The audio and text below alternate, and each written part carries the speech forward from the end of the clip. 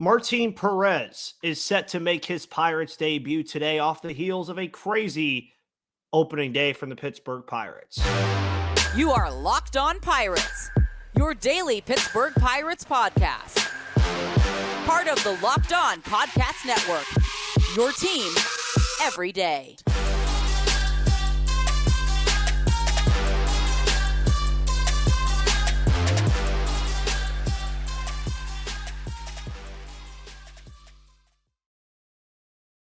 And welcome back, everybody, to the Locked On Pirates podcast here on the Locked On Podcast Network, where it's your team, your Pittsburgh Pirates every day. My name is Ethan Smith. You can follow me right there on Twitter at MVP_Ethan or at Locked On Pirates for all of your news, analysis, opinions, and reactions to everything going on in the world of the Pittsburgh Pirates. Thank you for making Locked On Pirates your first listen of the day every single day, Monday through Friday, here on the Locked On Podcast Network. Yesterday, it was a very fun day. It was a very fun day, very fun baseball. Opening day, always a banner day on this show, always a banner day on the baseball calendar, always a banner day in general. And the game that we got fed to us yesterday was a good one. Pirates, of course, won 6-5 in 12 innings against the Miami Marlins in a game that pretty much had it all. We'll talk more about that after Martin Perez, because Martin Perez is debuting today for the Pittsburgh Pirates. One of their bigger offseason acquisitions that they made over the course of the 2023-2024 offseason, and slots in as the number 2 starter right away. Kind of expected that from a guy like Martin Perez, former All-Star, had a great 2022 season, not so great 2023 season. So we'll see what he can bring today, and there's a lot to expect from a guy like Martin Perez. The biggest question still, I think, that comes with this team is what the rotation looks like behind a guy like Mitch Keller. Mitch Keller, of course, not having the start that he really would have liked yesterday on opening day, but still not a bad one. Definitely got out of some big jams that could have made that game potentially go out of reach.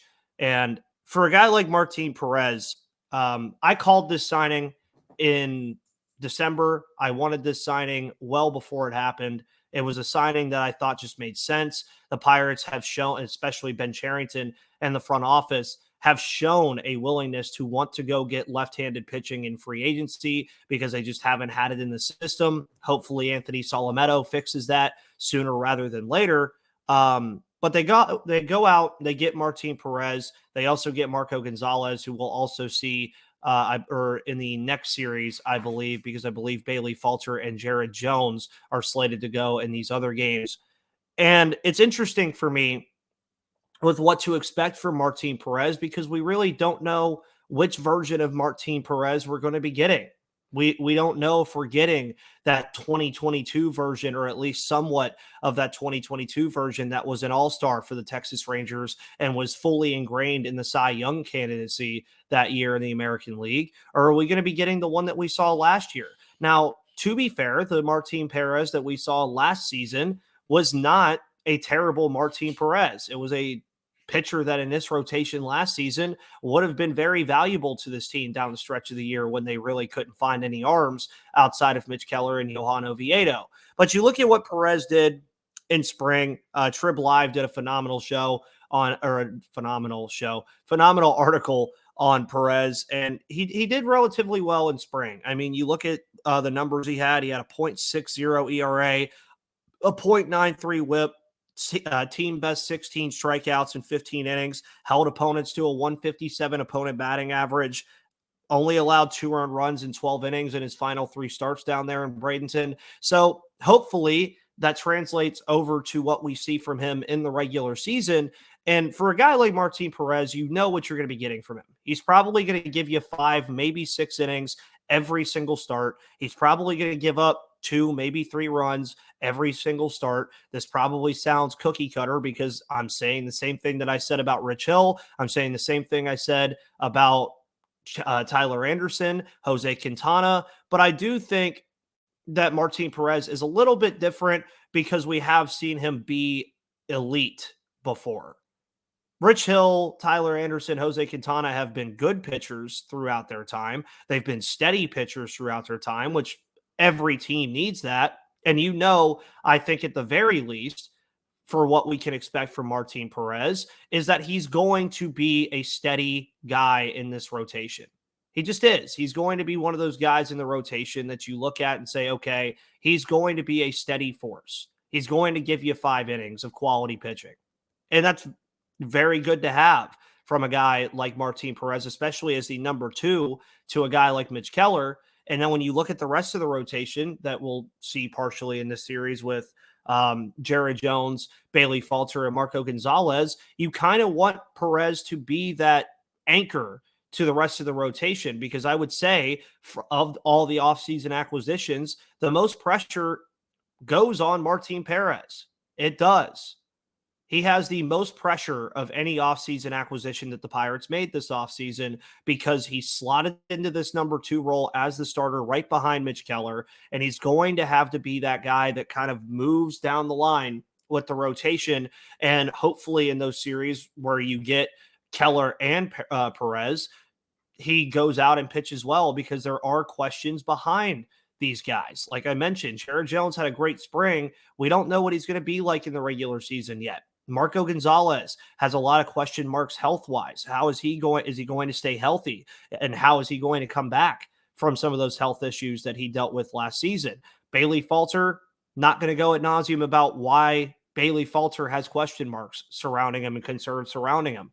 But as for what we should expect from Martin Perez today, I mean, I think you're looking at a guy that saw Mitch Keller face this offense yesterday in the Miami Marlins that is not an offense that's going to really go deep on you very often. Yeah, they have deep ball threats in Jake Berger and Josh Bell, maybe even Brian De La Cruz. But outside of that, you look at Luis Arias, I highly doubt that he goes 0 for 6 again today after being the reigning batting champion for the National League and all of baseball last year. Jazz Chisholm Jr., I think also is going to probably have a decent day today. But that's really, you guys heard Peter Pratt on the show yesterday mention it. This team is one of those teams that's going to hit you with the singles, with the doubles. They're going to steal on the base pass. That's what they're going to do. And for a guy like Perez, who is a very big BABIP guy who loves to pitch to contact, I think that might play well for him. It might not play well for him, but I would expect that you see him go at least 5 innings. We saw Keller go 5 2/3 yesterday, but a lot of that attributed to the fact that he had a low pitch count going into those innings, albeit not the greatest outing from Keller, but he had that low pitch count that really let him go deeper into that game. I think Perez will have kind of like a Luzardo-esque start, not as far as the strikeouts are concerned or anything, but as far as the distance that he goes in the game and when he leaves the game. I think you'll see him pitch 5 strong innings. You're going to see him probably give up 1, 2, maybe 3 runs, and then he'll exit the game in the 5th inning, much like we saw Jesus Luzardo do yesterday. And I think all of us will leave Martin Perez's debut relatively pleased, because again, I don't think in the first couple starts, you're not going to really learn anything about a guy like this, because again, he's 32 years of age. He's been in this league for a very long time. You know what kind of pitcher Martin Perez is. You know the arsenal that he has at his disposal. You're just hoping that you get the best version of him at this point in his career. And I think that that is very possible. I mean, I think this signing has one of the potential to be one of those sneaky signings that when you look back on it in June and say, dang, the Pirates got Martin Perez for that price number, or they got Martin Perez when nobody else was really looking at him, and now he's a big part of this rotation that's on a team that could be contending. I mean, that's something that I think we will be able to say about Martin Perez, and it's quite simply easy. He's not a hard guy to read. You guys have already heard me say it. He's going to pitch to contact. He's going to elicit a lot of ground balls. He's not going to allow a whole lot of that was a hard one. A whole lot of hard contact. I was trying to get that one out there. And he's going to get the occasional strikeout every now and then too. So you're hoping that you get closer to the 2022 version of Martin Perez. And if you end up in the middle of his 2022 and 2023 version, like I've talked about on the show in the offseason, then I still think you walk away happy, because that's a quality pitcher for you. And he's a guy that I think will have ample opportunities of getting quality starts as the season draws along. I think he's that kind of pitcher. And I mean, again, a .93 whip in spring with a .60 ERA, had the most strikeouts of anybody in spring from the starters. yeah, we'll see what Perez can do today, but I would expect him to go about 5 innings of 1 to 2 run earned run baseball. I think he'll strike out about 3 to 5 guys in that Miami Marlins lineup. And it's interesting now to see what Miami Marlins team we see with us having a left-handed pitcher on the mound this time. Obviously, the Marlins will have a left-handed pitcher again. So we'll get into some more of this stuff here in just a moment when I give more thoughts on that crazy opening day that we had yesterday, folks. But before we do that, we're going to talk about FanDuel.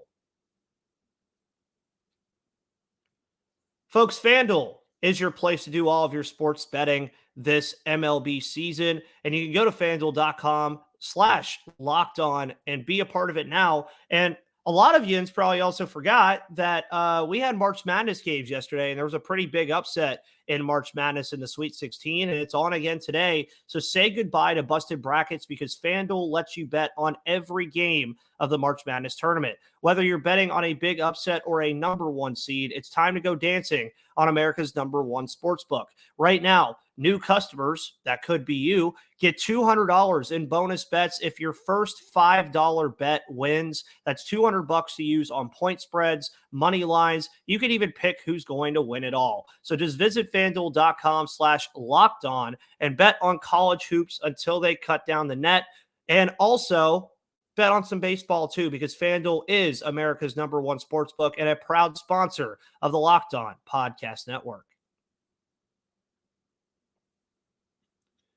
And folks, also, are you watching Fox Sports or ESPN on your TV all day? Do you have to turn down the volume with all that shouting? Well, make the switch to Locked On Sports Today, a free 24/7 sports streaming channel program for you every day to bring you the biggest stories without all the screaming. Locked On Sports Today brings you can't-miss analysis, opinions, and news, streaming 24/7 on YouTube or the free Amazon Fire TV channels app, part of the Locked On Podcast Network, where it's your team every day.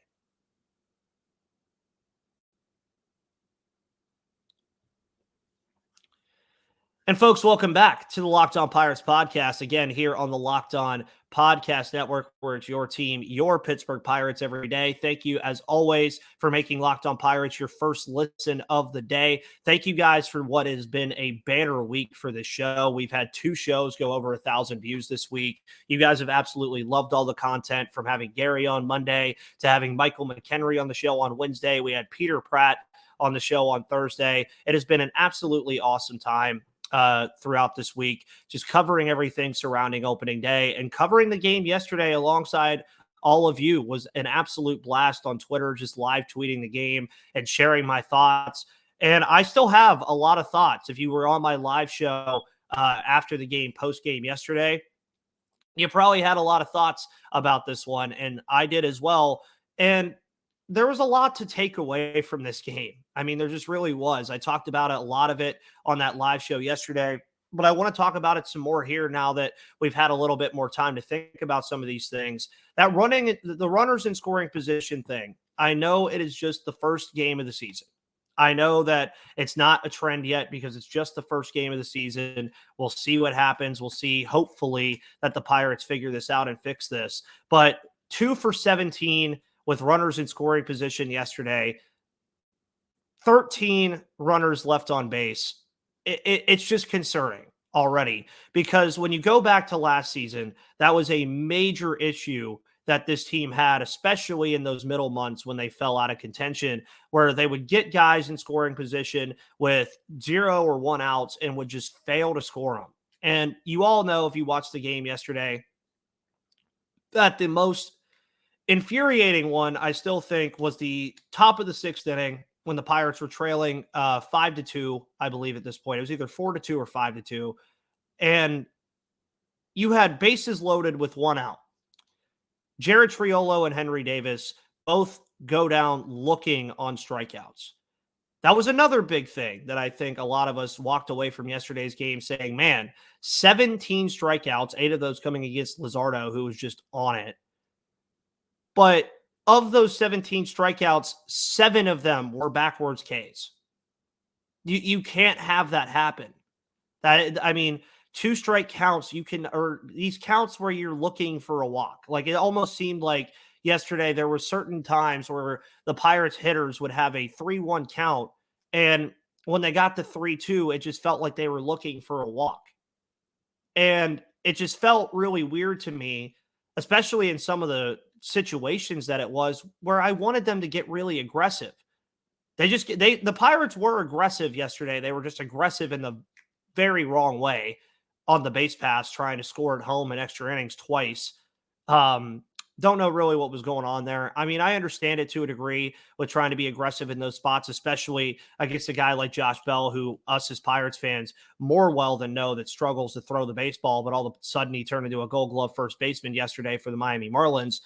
But you fix the runners in scoring position issue, fix all that stuff, please. Like, going into today's game, I would love to see them take more advantage on those things. The long balls were great yesterday from Reynolds, Cruz, and Olivares, but I would like to see the offense kind of be a balanced approach offense rather than, oh, we have to hope that these guys are going to hit long balls to get back into games. Now, as far as the good things are concerned, I spoke about this a lot on the live show, but I want to speak about it again. The bullpen for this team is going to be dominant. I was telling you guys that throughout spring training. I was telling you guys that throughout the offseason, ever since the Aroldis Chapman signing was announced, that this Pittsburgh Pirates team has the potential of having a top 10 bullpen in baseball, potentially even top 5, as to where MLB.com projected the WAR value from that, or the wins above replacement value for the bullpen projection was 3rd in baseball. That is not a joke. The Pirates have a real bullpen, folks. And you look at what they did yesterday against this Marlins team. That bullpen gave up 1 hit after Mitch Keller left the game. And you looked at the people that were a part of it. You had, obviously, Ryan Barucki involved. You had Hunter Stratton involved. You had Josh Fleming come in and literally get 1 pitch and 1 out. You look at all the other guys that were involved too: Aroldis Chapman, Luis Ortiz, Jose Hernandez, who picks up his first major league save and didn't even think he was going to be on the roster before the game yesterday. And they gave up 1 hit. And you're looking at me probably on the screen and thinking, as we talked about this yesterday, they did that without some of the best bullpen options that they have at their disposal. David Bednar was not available yesterday. Colin Holderman and Carmen Mlodzinski are on the IL right now. And this bullpen went out and shut the door. They did not let Miami even have the chance to really ever respond. Extra innings, for instance. Luis Ortiz in extra innings, folks, was absolutely phenomenal yesterday. And if that's the role that suits him, so be it. I still hope that he could turn out to be a starter. I think Bailey Falter is going to be an opener for Ortiz more often than not, and Ortiz is going to get to go 3 or 4 innings a day so that they can ramp him up. But this bullpen, folks, is going to be the strength of this team.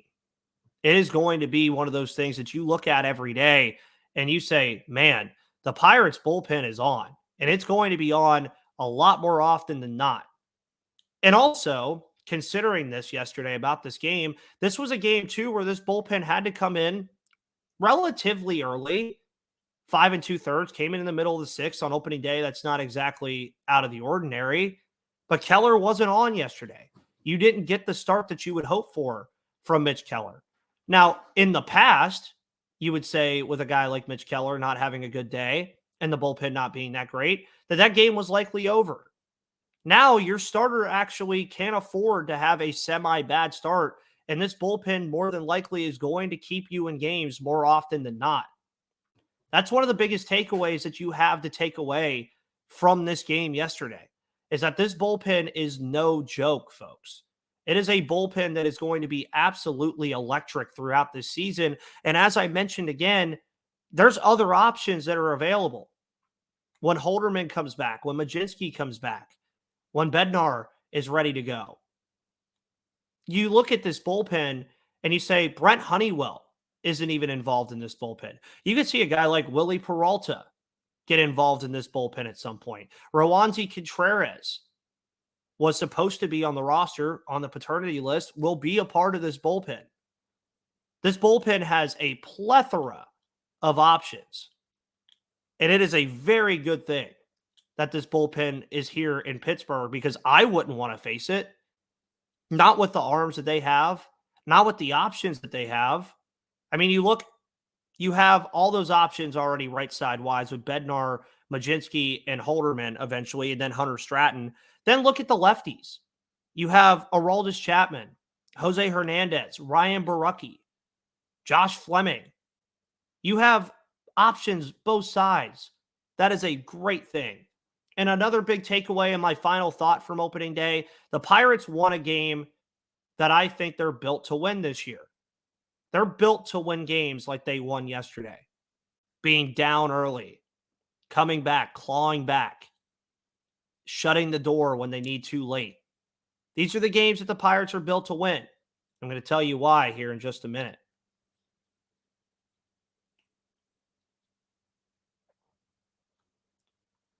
To all my loyal third segment listeners, welcome to the third and final segment of today's episode of Locked On Pirates, here again on the Locked On Podcast Network, where it's your team, your Pittsburgh Pirates every day. Again, banner day yesterday. Had that wonderful show with Peter Pratt in the morning with opening day being here, host of Locked On Marlins. You guys absolutely loved it. You guys loved the post-game show as well. I'm very happy that you guys liked all the content that you got throughout the week. Today's episode, obviously the final episode of the week. We'll be back on Monday with Gary Morgan discussing this Miami Marlins series, taking a look at the National Series, some things we liked and didn't like over the weekend. You know the drill. We might even have a show on Sunday. Who knows? I'm having fun. We might even have a show on Easter Sunday, because why not? But you may be asking me why after one game I'm already jumping to this conclusion that the Pirates are built to win close games. They are a team that is designed to win games like they won yesterday. And you may be asking why.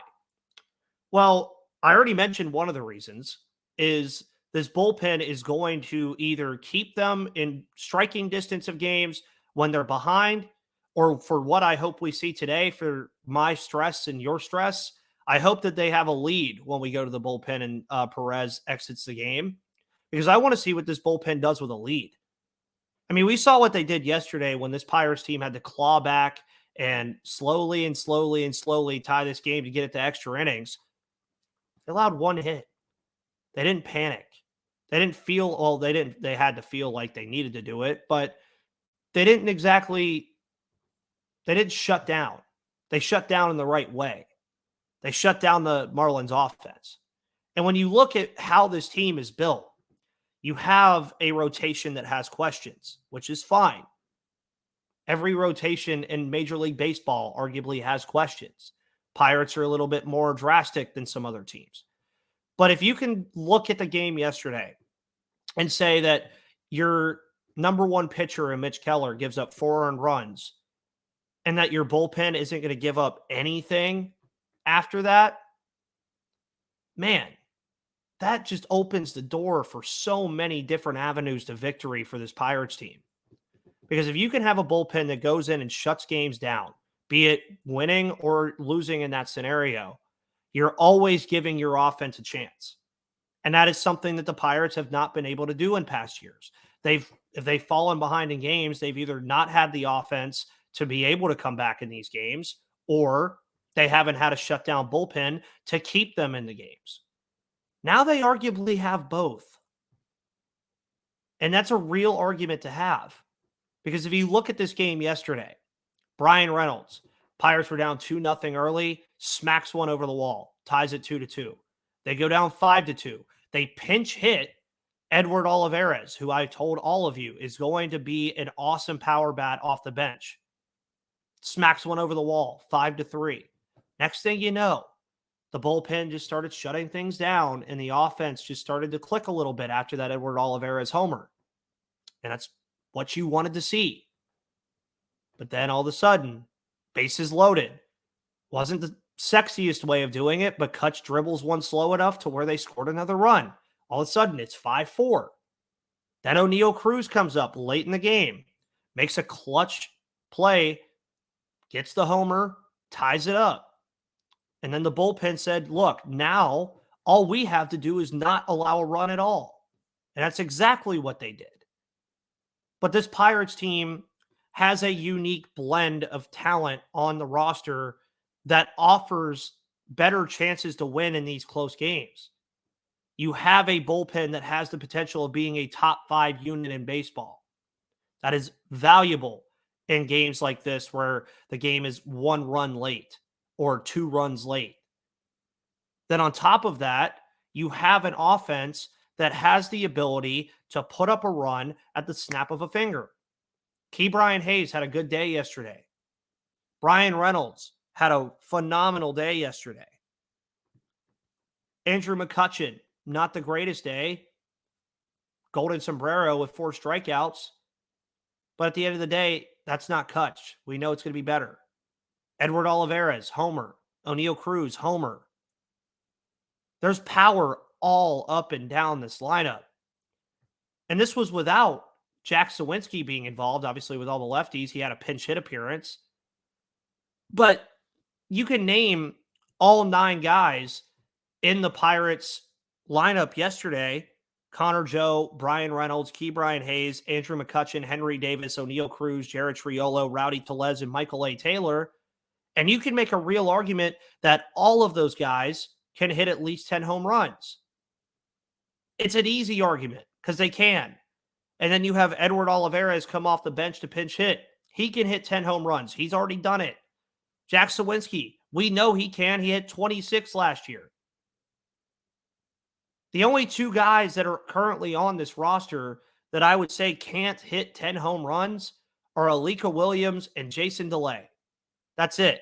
And they're not here to do that. They're here to play defense. But you look at this, the way that this team is constructed now, and it's constructed in 3 parts. You have the starting rotation that is going to have its struggles. It is. But it's also going to get better as the season progresses. We know that. Then you have the bullpen that is going to be shut down more often than not and has plenty of options if injuries happen, like we've already seen.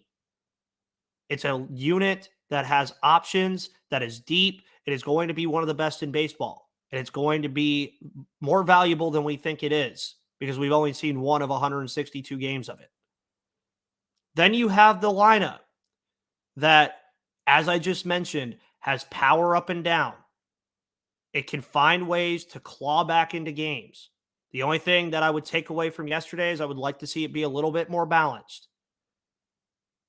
But this team, folks, has the ability to win close games like they did on opening day. And these are the kind of games that when you go back and look, even in May or in June, and we're looking at the Pirates record and saying, okay, they're right there. Games like yesterday are going to be why the Pirates are going to be right there in the NL Central for a good chunk of the year.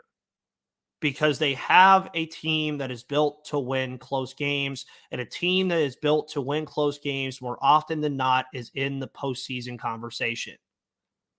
And if the Pirates can consistently do what they did yesterday and claw back into games, and that bullpen can be shut down on a daily basis, who's to say the Pirates don't compete for this division? Now, we've seen one game. We'll see what they do today. Maybe the bullpen has a terrible day today. Who knows? Still very early. Give it a couple weeks before we really start jumping to conclusions. And even then, it's really more of just a trend. But opening day was fun. It's Martin Perez debut day. We got to see some good things and some bad things yesterday. But the Pirates do play the Miami Marlins tonight at 7:10 Eastern Time at Lone Depot Park. It will be Martin Perez against AJ Puck of the Miami Marlins. Lefty versus lefty, southpaw versus southpaw. Pirates will look to get their second win on the year against the Miami Marlins. We'll see what the lineup looks like later today. We'll see all of that stuff later today. But you'll see me on Monday, maybe earlier. Who knows? Maybe I'll even do a show on Saturday. Who really knows? But folks, thank you for always tuning into the show, as you always do here on the Locked On Podcast Network, where it's your team, your Pittsburgh Pirates every day. Follow me on Twitter at MVP_Ethan or at Locked On Pirates for all of your news, analysis, opinions, and reactions to everything going on in the world of the Pittsburgh Pirates. You can find this show on YouTube and all of your audio platforms because it is free and available to you every Monday through Friday. Folks, happy post-opening day. Game 2 tonight. But until Monday, probably, I'll see you on the flip side.